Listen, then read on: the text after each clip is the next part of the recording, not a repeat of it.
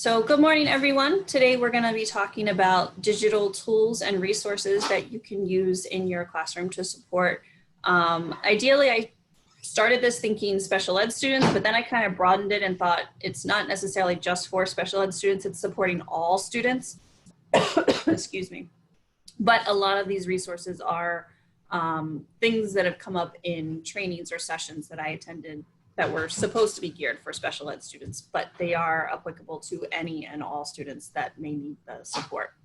So I'm going to share my slides. Here we go. Wrong one. This one. There we go. All right. So I took the information that I had, which is a lot, and we are going to go through it a little bit fast. And it seems like my screen is frozen. And I divided them up into 4 main categories. I divided them up into ways to help you differentiate your instruction, support tools that you can provide to your students so that they can follow along in the curriculum. I have a bunch of executive functioning tools that you can use. And then I have an other category, which was just things that didn't really fit into any specific category, but I felt that they were worth mentioning. There's a lot of stuff in here.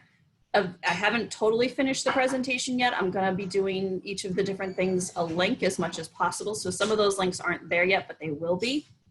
And some of them we're going to go through pretty fast because I've either talked about them in previous sessions or there are things that the district has already provided training on. So you can click on those links of those things to kind of get more information if you don't have that information yet.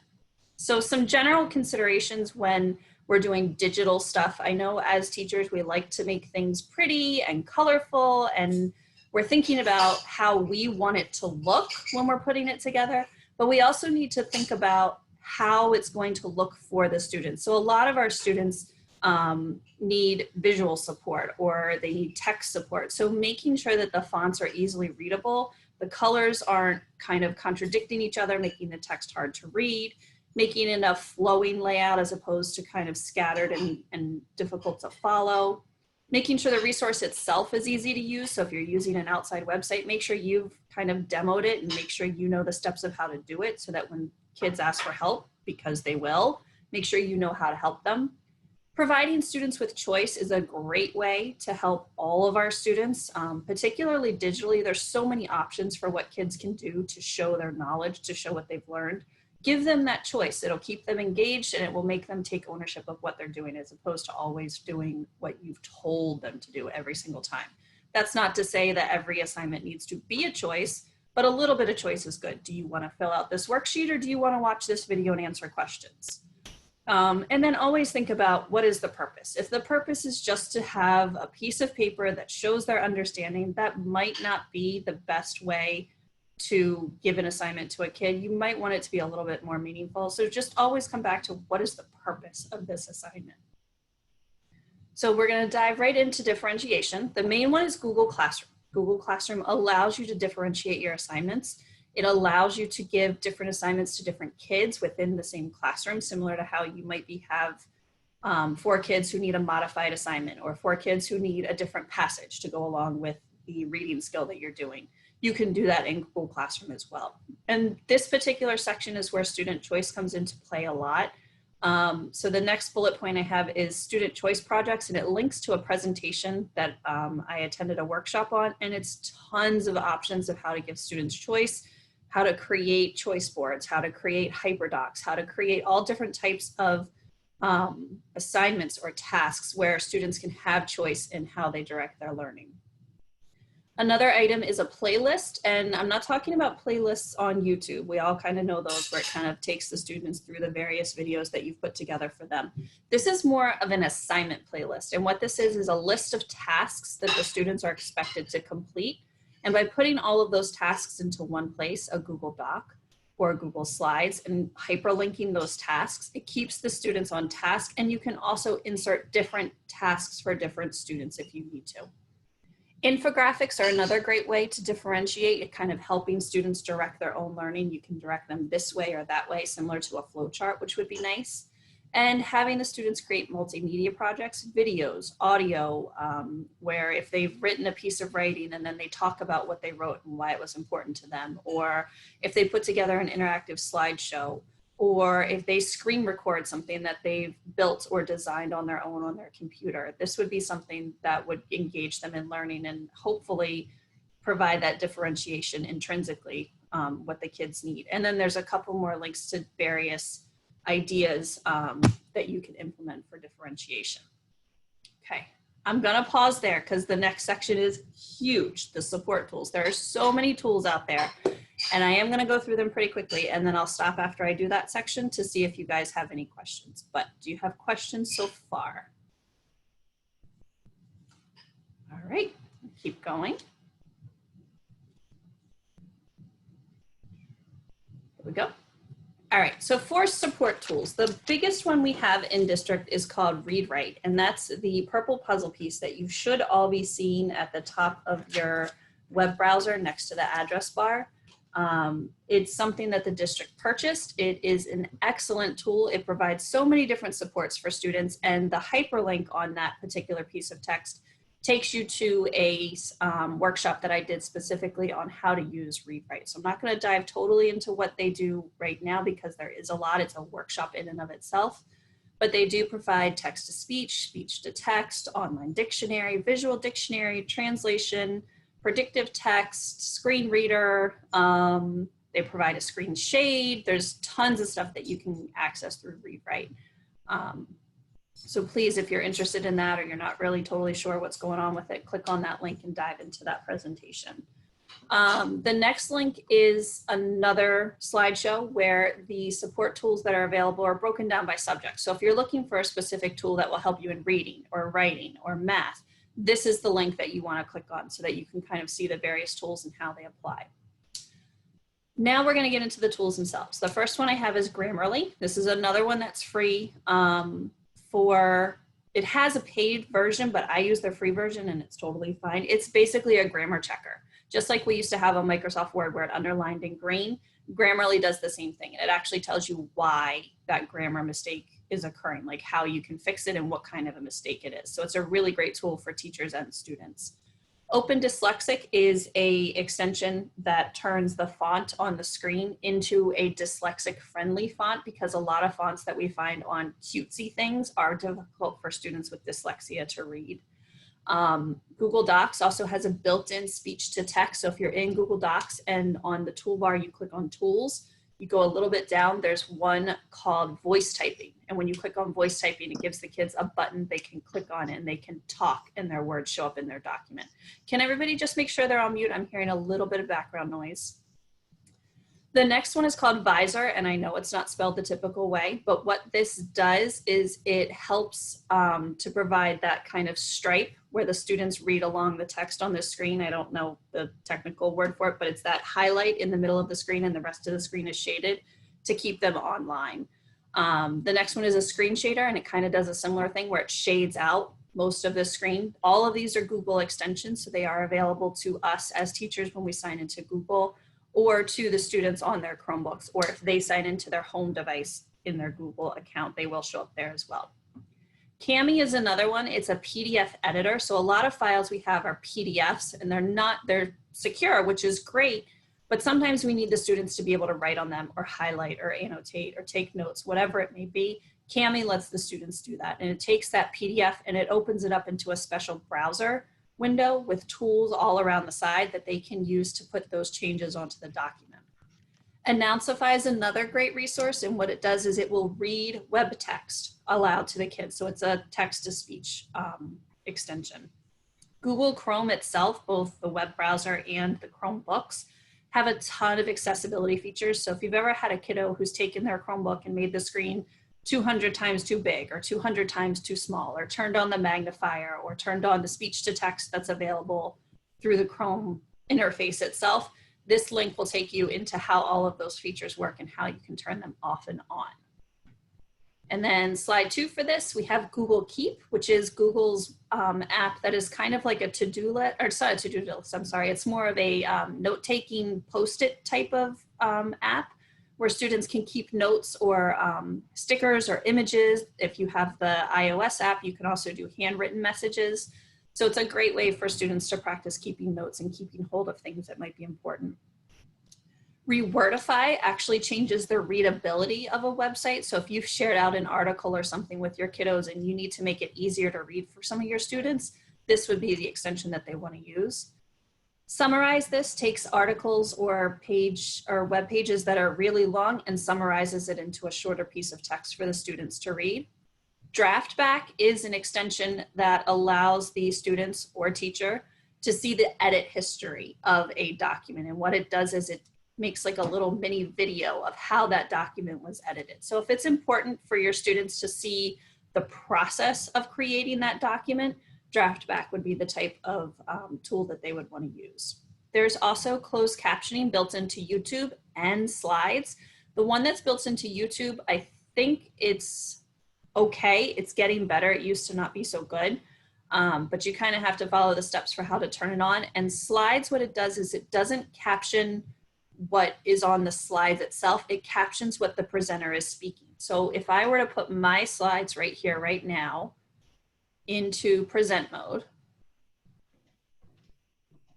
And then down here on my toolbar, if I turned on the captions, it would caption what I'm saying as I click through the slides. And this might help your students who have an auditory processing need. They could follow the words along with the screen. And if you're screen recording what's going on, like we're doing in Zoom, these will be recorded along with the slides in the video recording of the presentation. And then you can turn these back off. And I'm gonna exit present. Okay, let me go back to my slide. One more, here we go. The Hemingway app is another one similar to Summarize This. It's just a different app. It's personal preference. But it helps to kind of summarize things and keep things a little bit shorter for the kids. Sign for Me is another app that allows the teacher, if you're dealing with a student who needs sign language, it will help you put in what you want to say and the app will have someone sign it so that the student who may need a ASL or American Sign Language can have that provided for them through a visual interface. And Snap and Read, I actually forget what that one is. I'll look that up and come back to that one. So, all right.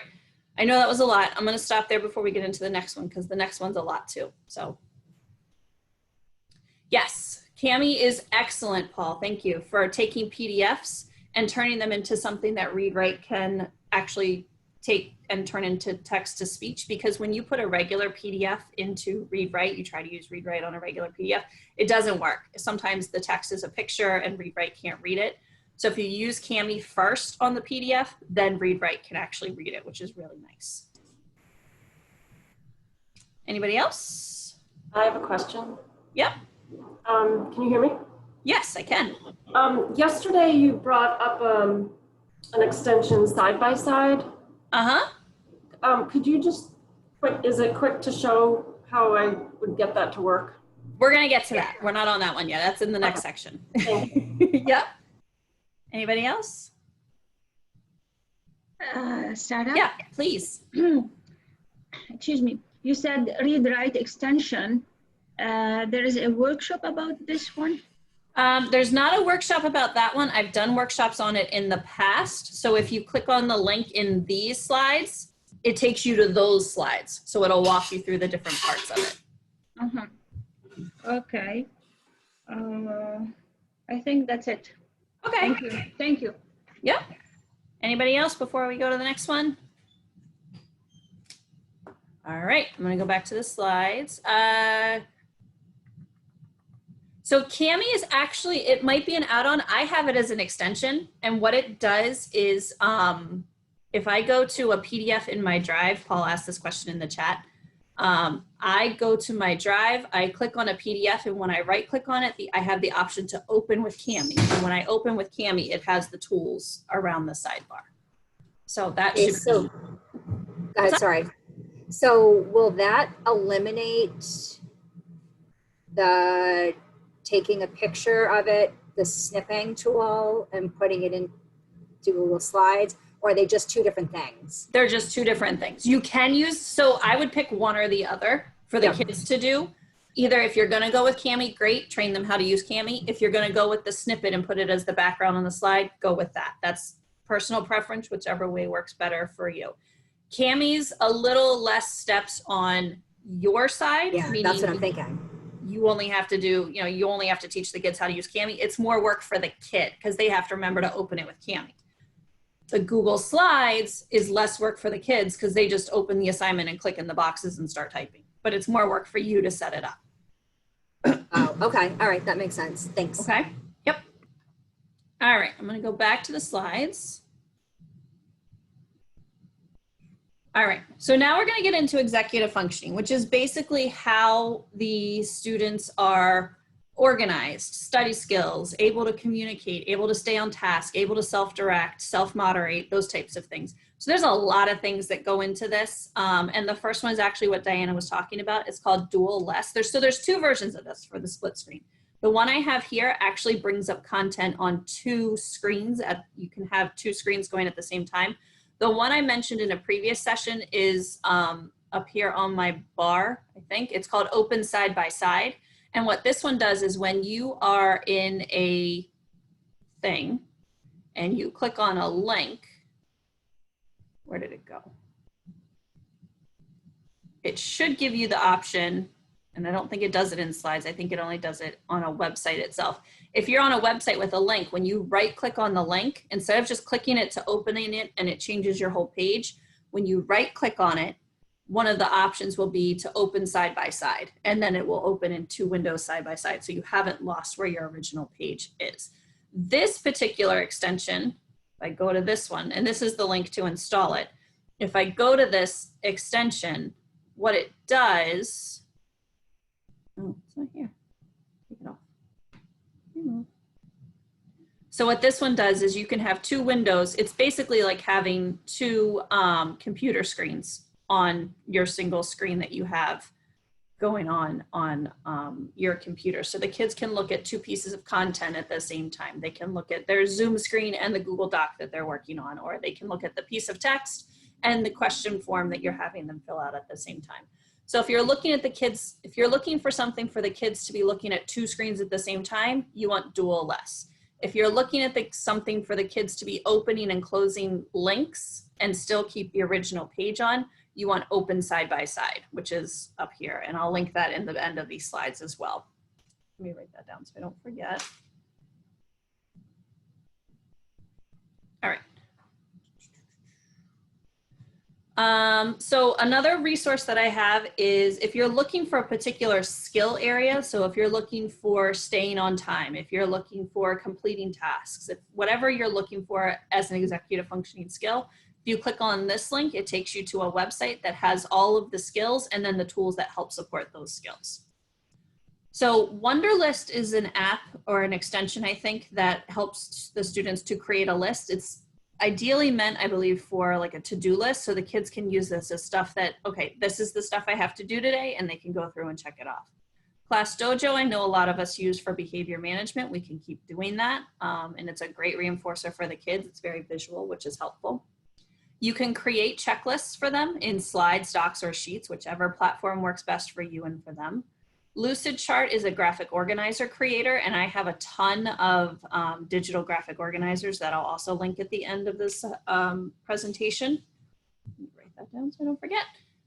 Mercury Reader is a great extension, and what it does is when you send out a link to a piece of text or an article or a website, when the kids click on Mercury Reader, it takes away all of the extra stuff around the border. We do have ad blocker as a district, so that should be taking care of a lot of it, but sometimes stuff gets through or sometimes stuff is built into the article itself.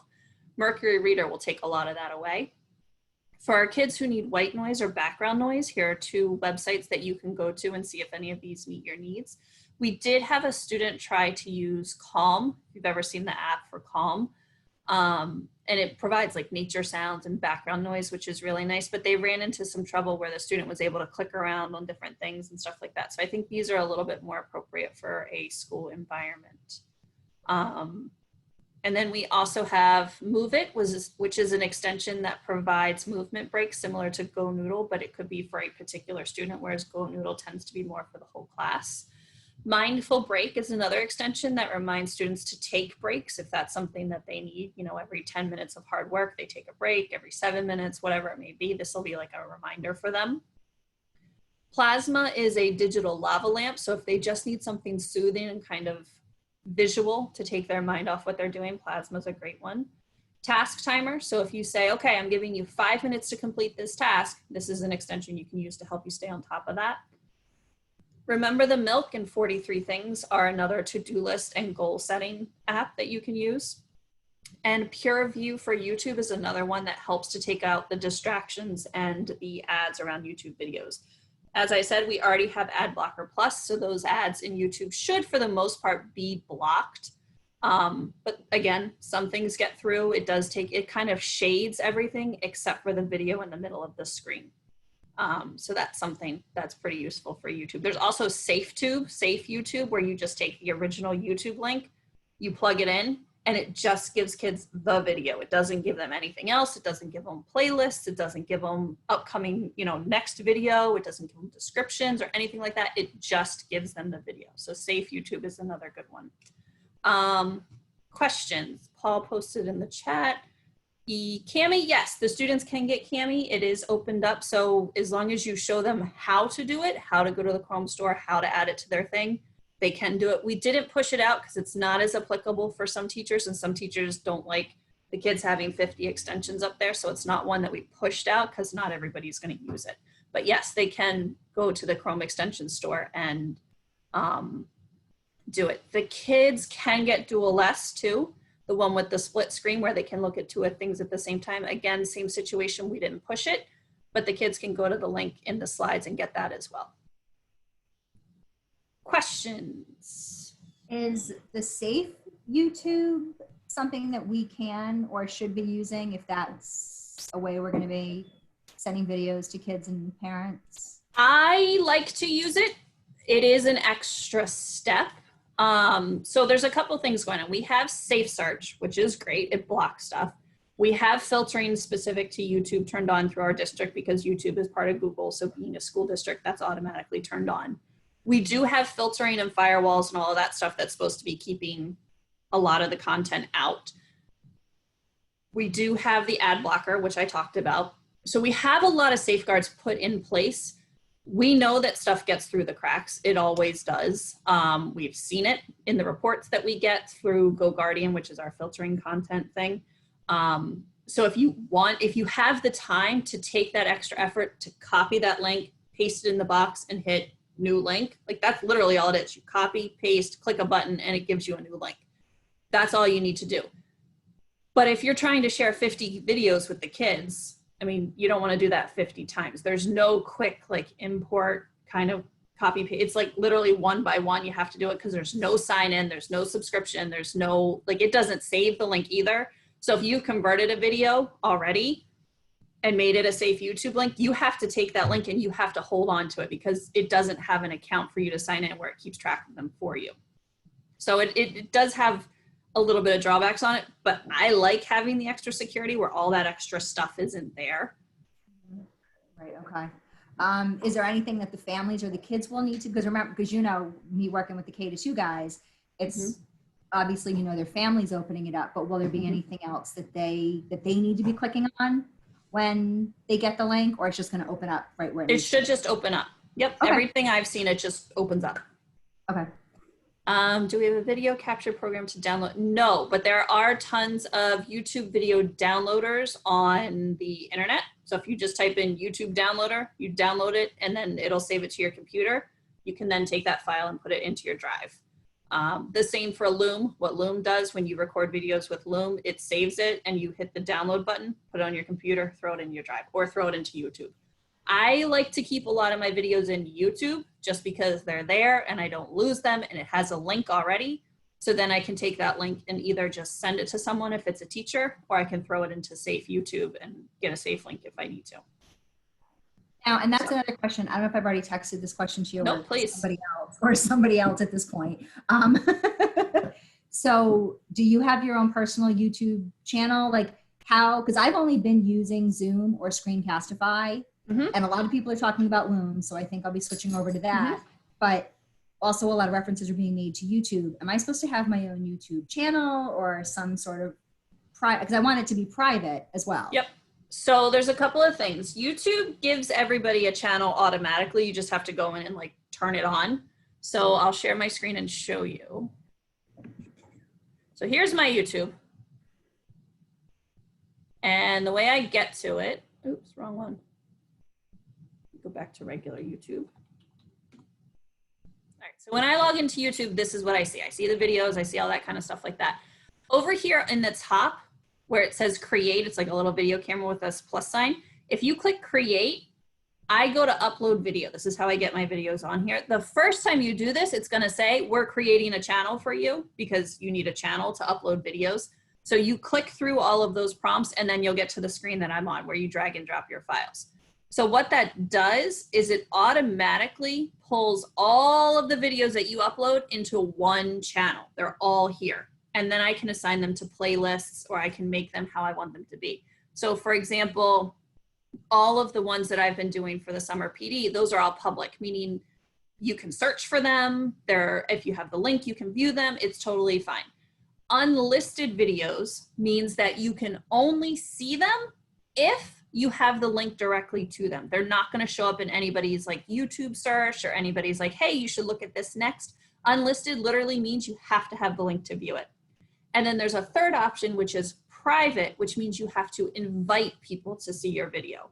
It's a little restrictive. You have to make sure that everybody has access. And if parents are going to be viewing it off of like their personal device and the kid's not going to be signed into Google, that's not the road you want to go because you're going to find yourself adding emails all the time for who can access it. I would go with unlisted for sharing YouTube videos with your kids. And then in addition, once it's unlisted, you can take the link and throw it into Safe YouTube to send that way as well. If you make it private, the Safe YouTube will not work. Okay. All right. Thank you. That makes sense. Yep. Anybody else? Okie doke. Going back to the slides. Where'd it go? Here it is. All right, so that was executive functioning. Now we're on to the other category. So there's a lot of things that fall in this, and what I tried to do is I tried to put things that would be useful to teachers. So the first one is Picto4Me.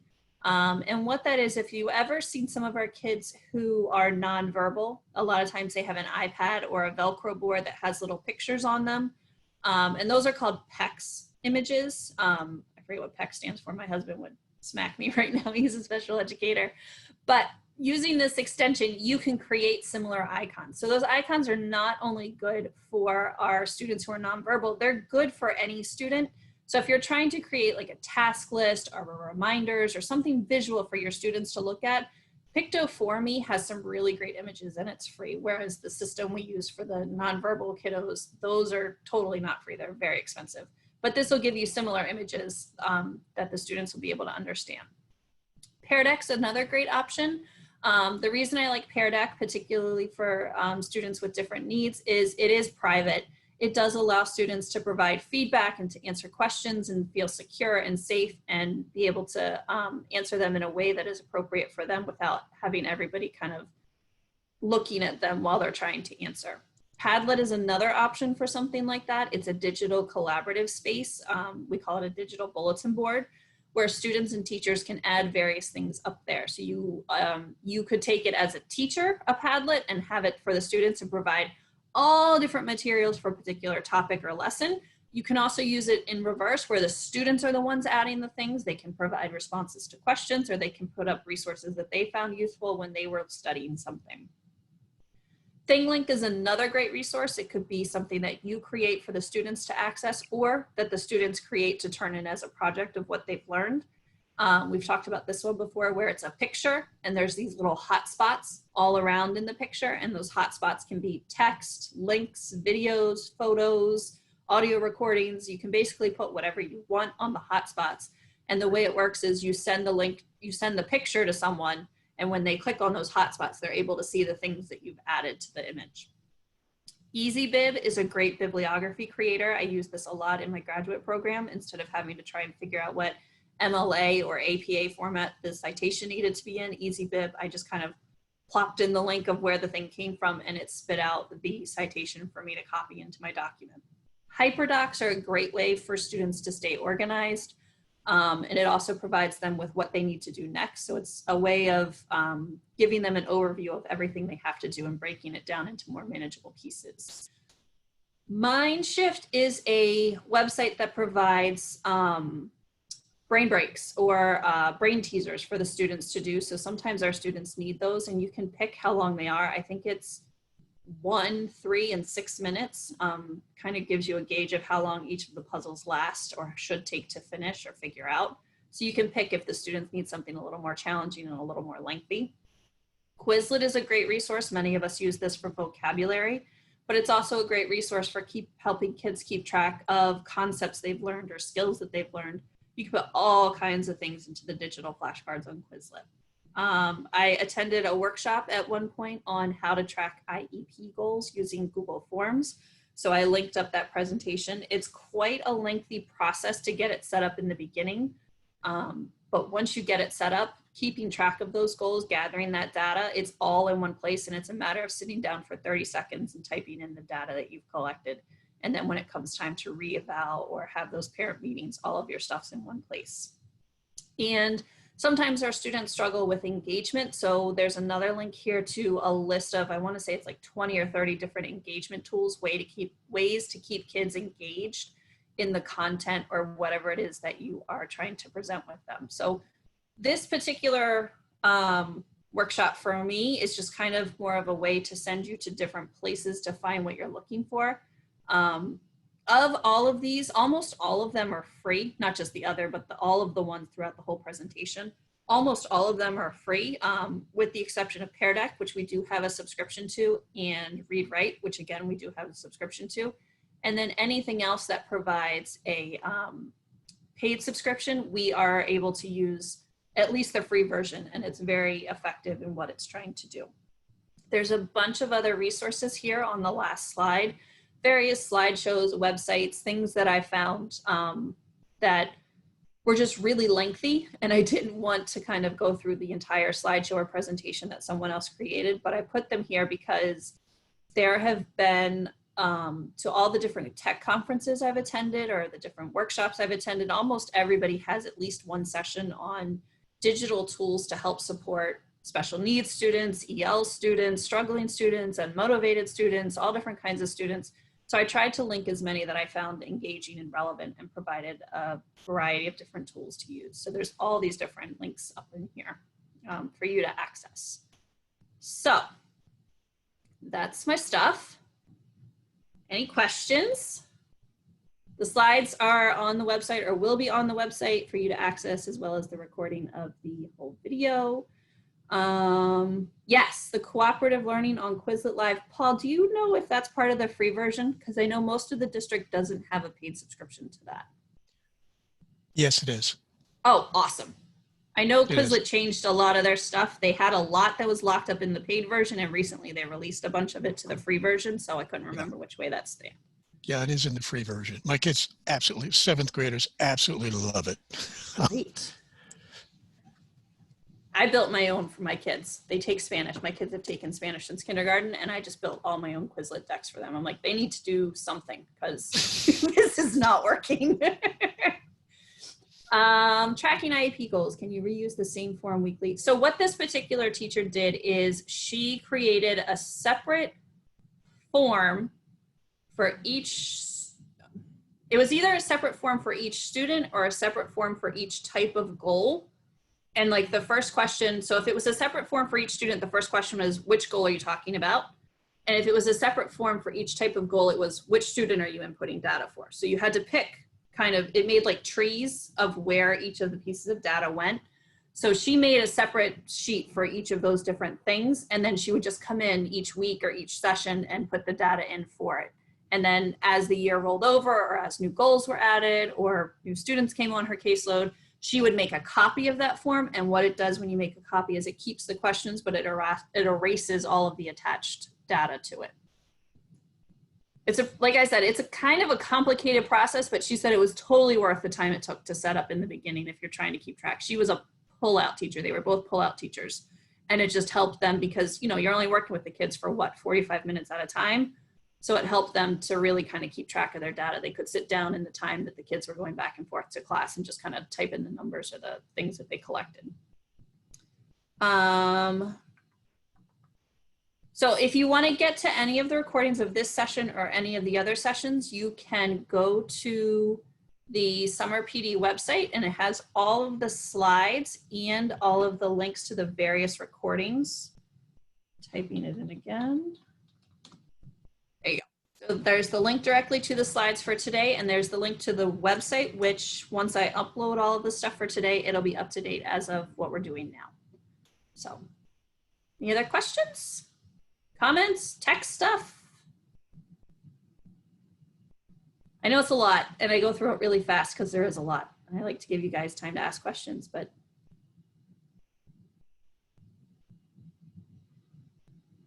All right, I'm gonna stop the recording.